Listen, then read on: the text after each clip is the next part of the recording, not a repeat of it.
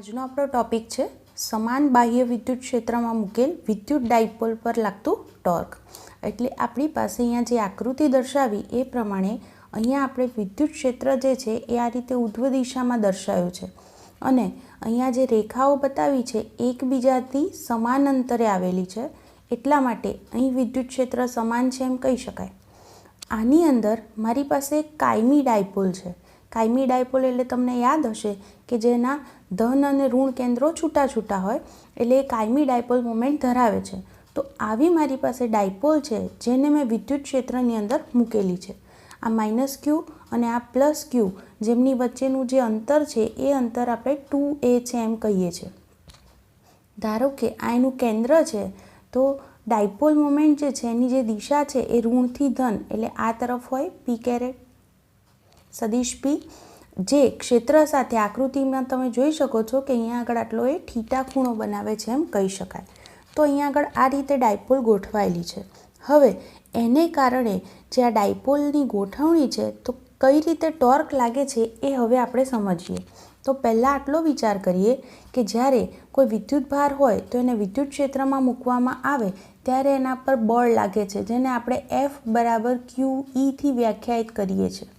હવે ખાસ વસ્તુ અહીંયા ધ્યાનથી નોંધો તો જો Q ધન હશે તો એનો અર્થ એવો થાય કે જો Q ધન છે તો F અને E એક જ દિશામાં હોય, એટલે જે દિશામાં વિદ્યુત ક્ષેત્ર છે એ જ દિશામાં એના પર બળ લાગે છે એમ કહી શકાય।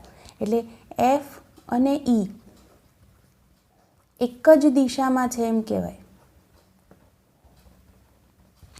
એટલે અહીંયા આગળ આપણે જો આ ધન વીજભારની વાત કરીએ તો એના પર વિદ્યુત ક્ષેત્રને કારણે લાગતું જે બળ છે એ એની જ દિશામાં એટલે આ તરફ લાગશે, જેને હું મૂલ્ય જો લખું તો QE થી દર્શાવી શકું।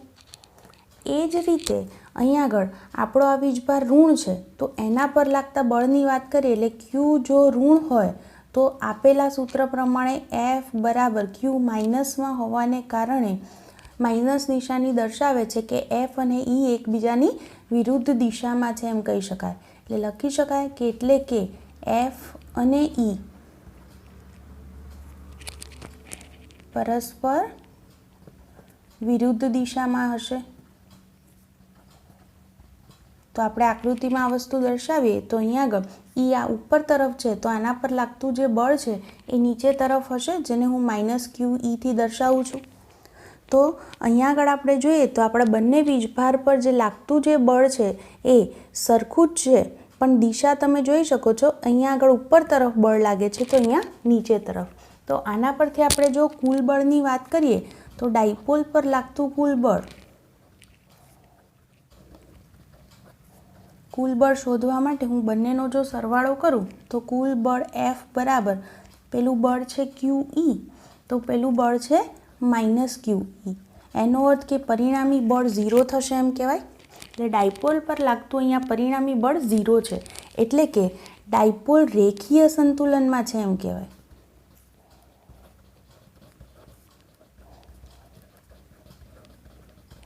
જો રેખીય સંતુલનનો એવો અર્થ થાય કે એ રેખીય ગતિ કરતો નથી, એટલે જ્યારે ડાયપોલને આપણે આ રીતે ગોઠવીએ છીએ તો એ આ રીતે રેખીય ગતિ કરીને આગળ વધશે નહીં। તો અહીંયા આગળ ડાયપોલ પર લાગતું પરિણામી બળ 0 હોવાને કારણે એની કોઈ રેખીય ગતિ થતી નથી। પણ તમે જુઓ અહીંયા કે આ જે બંને બળ લાગે છે ભલે સરખા છે, પરસ્પર વિરુદ્ધ દિશામાં છે, પણ આ જે બંને જે બળ છે એ જુદા જુદા બિંદુએ લાગે છે। તો એનો અર્થ એમ થયો કે અહીંયા આગળ એ આ જે ડાયપોલ છે એના પર ટોર્ક લાગશે એમ કહી શકાય। એનું કારણ સમજો, તમે કંઈક આવું વિચારો કે આપણી જો ડાયપોલ હોય અહીંયા આગળ પ્લસ ક્યુ વિદ્યુત ભાર છે, અહીંયા માઇનસ ક્યુ, તો આના પર ઉપર તરફ આમ બળ લાગે છે તો આના પર નીચે તરફ આમ બળ લાગે છે, તો એને કારણે આ ઉગમ બિંદુની સાપેક્ષે ટોર્કને કારણે એ પરિભ્રમણ કરશે એમ કહી શકાય। તો અહીંયા આગળ કેટલું ટોર્ક લાગે છે એ ટોર્ક મારે ગણવું હોય તો આપણી પાસે આવું સૂત્ર છે કે અહીંયા જે ટોર્ક લાગશે તો ટોર્કનું મૂલ્ય આપણે આ રીતે શોધી શકીએ, જેનું સૂત્ર તમને યાદ હશે, જે બે બળ લાગતા હોય તો એમાંથી એક બળનું મૂલ્ય ગુણ્યા બે બળ વચ્ચેનું લંબ અંતર।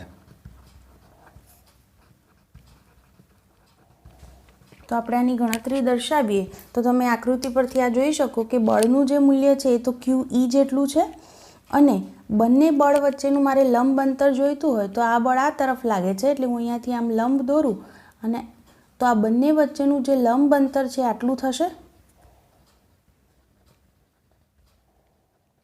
આ ખૂણો અહીંયા થીટા આપણે દર્શાવીએ તો અહીંયા આગળ આકૃતિ પરથી આપણે આ લંબ અંતર જોઈતું હોય, આ અંતર 2a એટલે આ કાટકોણ ત્રિકોણ છે એની અંદર આપણી પાસે આ વેલ્યુ છે, કર્ણ છે. તો જો મને આ અંતર જોઈતું હોય તો સામેની બાજુ જોઈતી હોય તો અહીંયા આગળ હું સાઇન થીટા સૂત્ર લખી શકું. તો સાઇન થીટા એટલે સામેની બાજુ ભાગ્યા કર્ણ. તો આના પરથી આપણે લખીએ તો અહીંયા આગળ લખી શકાય સાઇન થીટા બરાબર સામેની બાજુ ભાગ્યા કર્ણ એટલે 2a. તો આના પરથી લંબ અંતર બરાબર સૂત્રનો કરતા કરું તો 2a સાઇન થીટા અહીંયા આગળ લખી શકાય. એટલે લંબ અંતરની કિંમત મૂકી દઉં 2a સાઇન થીટા.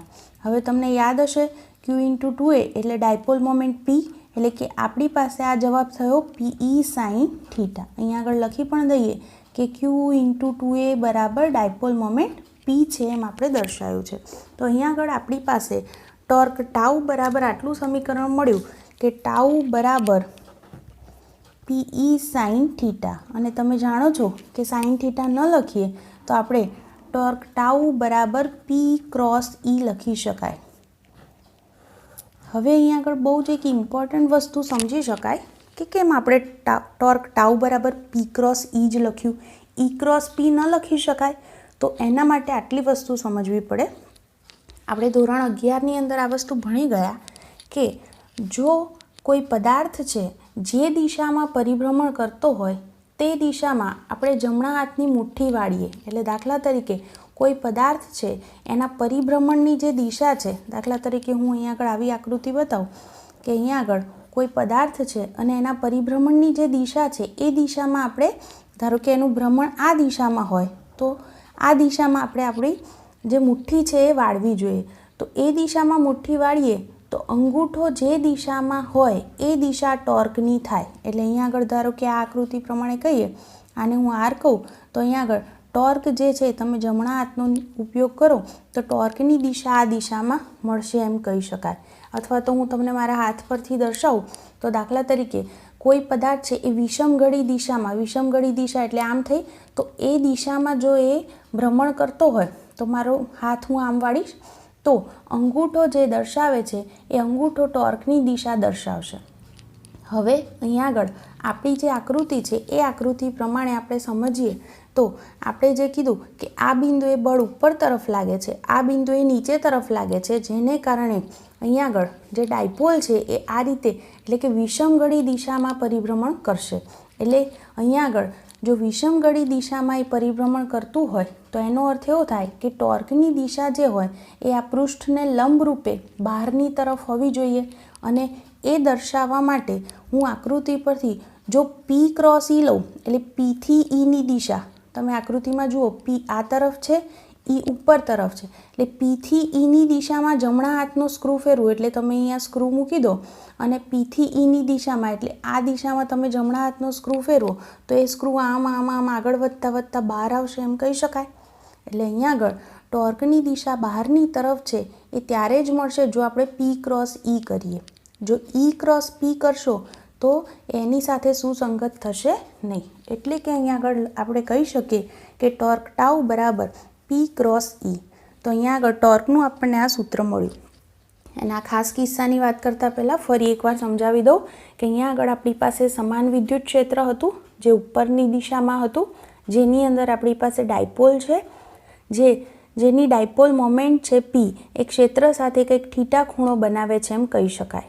હવે અહીંયા આગળ આ બંને વિદ્યુત ભારો પર લાગતા બળની વાત કરીએ તો F બરાબર QE પ્રમાણે ધન વિદ્યુત ભાર પર લાગતું બળ જે છે એની દિશા વિદ્યુત ક્ષેત્રની દિશામાં જ હોય, જ્યારે જો વિદ્યુત ભાર ઋણ હોય તો એના પર લાગતા બળની દિશા વિદ્યુત ક્ષેત્રની વિરુદ્ધ દિશામાં થશે. એટલે કે અહીંયા આગળ ઉપર તરફ બળ લાગે છે તો અહીંયા નીચે તરફ. આ બંને બળોનું હું પરિણામી શોધું તો એ પરિણામી 0 છે. એટલે બળ 0 હોવાને કારણે એમ કહી શકાય કે ડાયપોલ રેખીય સંતુલનમાં છે એટલે એની રેખીય ગતિ થતી નથી. પણ અહીંયા બંને જે બળ છે એ જુદા જુદા બિંદુએ લાગે છે, જેને કારણે આપણી ડાયપોલ પર ટોર્ક લાગશે, જેની ગણતરી આપણે આ રીતે કરી શકીએ કે ટોર્ક એટલે એક બળનું મૂલ્ય ગુણ્યા બે બળ વચ્ચેનું લંબ અંતર. તો બળનું મૂલ્ય QE છે અને બે બળ વચ્ચેનું લંબ અંતર આપણે સાઇન થીટા સૂત્રનો ઉપયોગ કરીને શોધી શકીએ, જે આપણને મળ્યું 2A sine theta. Q into 2A બરાબર ડાયપોલ મોમેન્ટ P લખી શકાય, એટલે ટોર્ક ટાઉ બરાબર આપણને મળશે PE સાઇન થીટા, અથવા એટલે એને આપણે tau is equal to P cross E લખી શકીએ. એટલે આના પરથી જાણી શકાય કે ટોર્ક જે છે એ સદિશ રાશિ છે એમ કહી શકાય. અને આપણી જે આકૃતિ છે એ પ્રમાણે એની જે દિશા છે એ પુસ્તકના પાનાને લંબ બહારની દિશામાં છે એમ કહી શકીએ.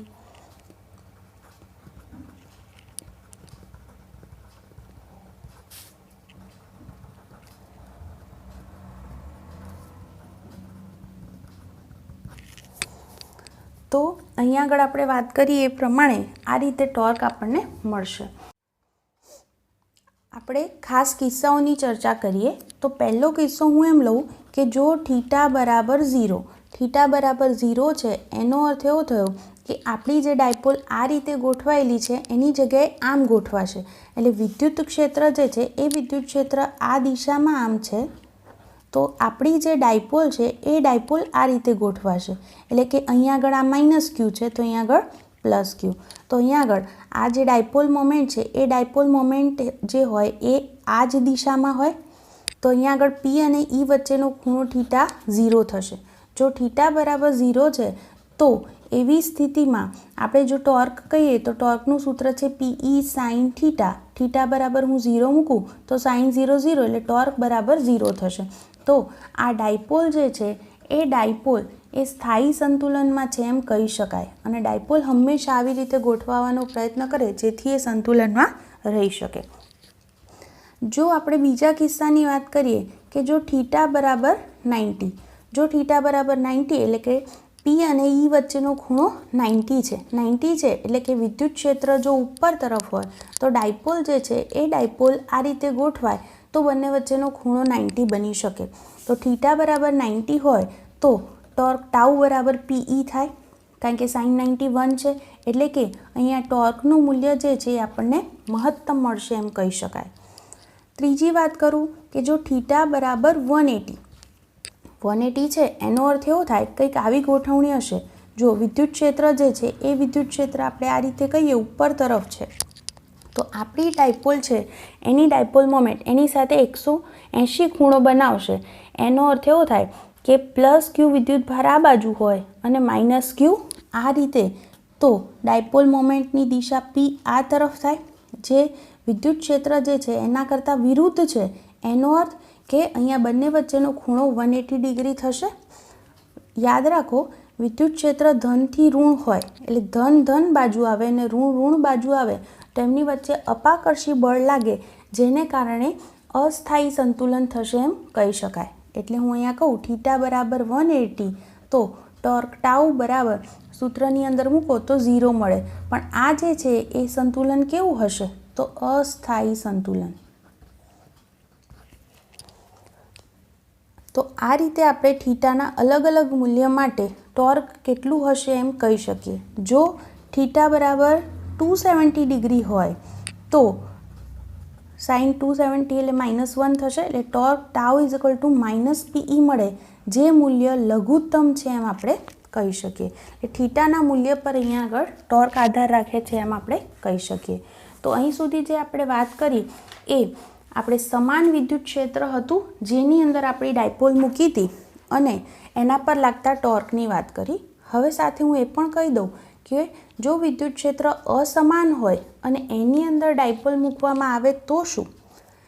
પહેલાં તો સમાન અને અસમાનનો ફરક સમજો. સમાન વિદ્યુત ક્ષેત્ર એટલે એમાં વિદ્યુત ક્ષેત્ર રેખાઓ એકબીજાને સમાંતર અને સમાન અંતરે આવેલી હોય તો આ વિદ્યુત ક્ષેત્ર સમાન છે એમ કહી શકાય. અસમાન વિદ્યુત ક્ષેત્ર માટે આવું વિચારી શકો. જુઓ, ધારો કે ક્ષેત્ર રેખાઓ આ રીતે ગોઠવાયેલી છે.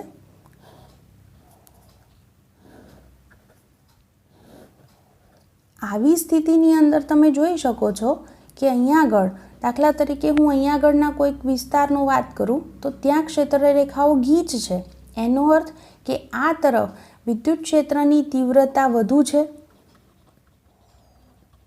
જ્યારે એટલો જ વિસ્તાર હું અહીંયા વિચારું તો શું થશે કે ત્યાં આગળ ક્ષેત્રરેખાઓ છૂટી છૂટી હોવાને કારણે અહીંયા આગળ વિદ્યુત ક્ષેત્રની જે તીવ્રતા છે એ તીવ્રતા છે ઓછી છે એમ કહેવાય. તો એ સ્થિતિમાં અહીંયા આગળ વિદ્યુત ક્ષેત્ર અસમાન છે એમ આપણે કહી શકીએ. તમે આવું પણ વિચારી શકો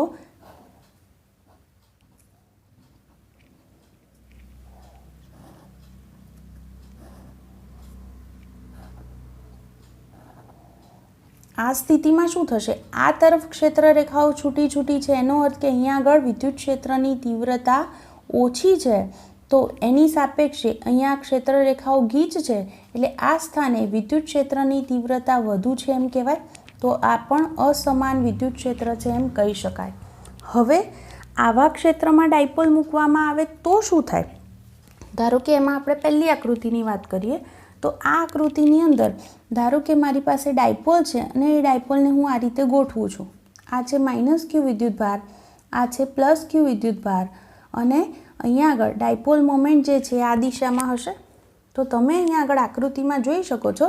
ધારો કે હું આ બિંદુને A નામ આપું અને આ બિંદુને B નામ આપું. તો આપણી જે આ પહેલી આકૃતિ છે એ આકૃતિ 1માં ધ્યાનથી જોશો તો એ પાસે વિદ્યુત ક્ષેત્રની તીવ્રતા વધુ છે, એટલે એ આગળ વિદ્યુત ક્ષેત્રની તીવ્રતા વધુ છે કોના કરતાં? B પાસેની વિદ્યુત ક્ષેત્રની તીવ્રતા કરતાં. એનો અર્થ આપણે જાણીએ છીએ એ પ્રમાણે જ્યાં E મોટો ત્યાં F મોટો. એનો અર્થ એવો થાય કે એ પાસે જે બળ લાગે છે એ બિંદુએ એનું મૂલ્ય B પાસે લાગતા બળ કરતાં વધુ છે. તો જો અહીંયા આગળ વધુ બળ લાગે ને અહીંયા ઓછું બળ લાગે તો એનો અર્થ એવો થાય કે અહીંયા આગળ પરિણામી જે બળ છે એ પરિણામી બળ શૂન્ય નથી. એટલે કે અહીંયા આગળ આ જે ડાયપોલ છે એ રેખીય સંતુલનમાં ન હોય.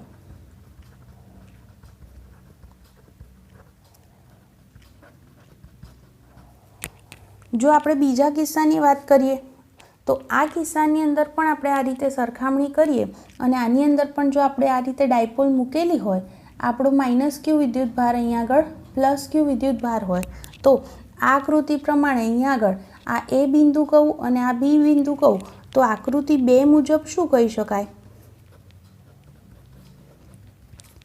તો A પાસે વિદ્યુત ક્ષેત્રની તીવ્રતા ઓછી છે B કરતાં. તો એનો અર્થ એવો થયો કે A પાસે લાગતું જે બળ છે એ B પાસેના બળ કરતાં ઓછું હશે એમ આપણે કહી શકીએ. તો અહીંયા આગળ જે ધન વીજભાર છે +q એ તરફ E મોટો છે, એટલે પરિણામી બળની જે દિશા છે એ બળની દિશા ક્ષેત્રની દિશામાં લાગે છે અને P અને E વચ્ચે કંઈક θ ખૂણો છે, એટલે અહીંયા આગળ ટોર્ક પણ લાગશે. એટલે અહીંયા આગળ લખી શકાય કે માટે પરિણામી જે બળની દિશા છે એ ક્ષેત્રની દિશામાં છે એમ કહી શકાય. એટલે આ તરફ બળ લાગે છે એમ કહી શકાય, કારણ કે આ બિંદુએ લાગતું બળ વધુ છે, એટલે પરિણામી જે બળ હશે આ મોટું છે બળ, એટલે બળની દિશા આ તરફ થઈ. જ્યારે આ કિસ્સામાં એ બિંદુ પાસે અહીંયા આગળ બળ વધુ લાગે છે, એટલે બળની દિશા જે છે આ તરફ, એટલે કે અહીંયા આગળ ક્ષેત્રની વિરુદ્ધ દિશામાં થશે. એટલે અહીંયા આગળ લખી પણ દઈએ કે પરિણામી બળ આ કિસ્સામાં ક્ષેત્રની વિરુદ્ધ દિશામાં હશે. તો આ રીતે બળ કઈ તરફ પરિણામી લાગશે એ આપણે નક્કી કરી શકીએ. અહીંયા આગળ ડાયપોલ મોમેન્ટ અને વિદ્યુત ક્ષેત્ર વચ્ચે θ કંઈક ખૂણો બને છે, એટલે ટોર્ક પણ લાગશે. એટલે જો અસમાન વિદ્યુત ક્ષેત્ર હોય તો એનો અર્થ એવો થાય કે ડાયપોલ પર પરિણામી બળ પણ લાગે છે અને ટોર્ક પણ લાગે છે. એટલે કે આપણી જે ડાયપોલ છે એ રેખીય ગતિની સાથે સાથે ચાક ગતિ પણ કરે છે. સાથે એવું પણ કહી શકાય કે જો ડાયપોલ ક્ષેત્રને સમાંતર ગોઠવાઈ જાય તો θ 0 થઈ જાય, તો એવા કિસ્સામાં ટોર્ક 0 થશે. એટલે કે ત્યારે એની ચાક ગતિ નહીં થાય પણ રેખીય ગતિ ચાલુ રહેશે. એટલે જુઓ, ખાસ સમજો કે જ્યારે સમાન વિદ્યુત ક્ષેત્ર હતું ત્યારે ડાયપોલ પર લાગતું પરિણામી બળ 0 હતું પણ ટોર્ક 0 થતું નથી. ત્યાં ટોર્ક લાગે છે. જો ડાયપોલ ક્ષેત્રને સમાંતર ગોઠવાય તો ટોર્ક શૂન્ય થશે. જ્યારે અસમાન વિદ્યુત ક્ષેત્ર હોય તો ડાયપોલ પર લાગતું પરિણામી બળ શૂન્ય થતું નથી, એટલે કે એની રેખીય ગતિ થશે. ટોર્ક પણ અહીં આગળ લાગે છે, પણ જો ડાયપોલ ક્ષેત્રને સમાંતર ગોઠવાય તો પરિણામી ટોર્ક શૂન્ય થઈ શકે, પણ એની રેખીય ગતિ જે છે એ રેખીય ગતિ ચાલુ રહેશે. તો આ રીતે આપણે ડાયપોલને સમાન અને અસમાન વિદ્યુત ક્ષેત્રમાં મૂકવાથી શું અસર થાય છે એ સમજી શકીએ.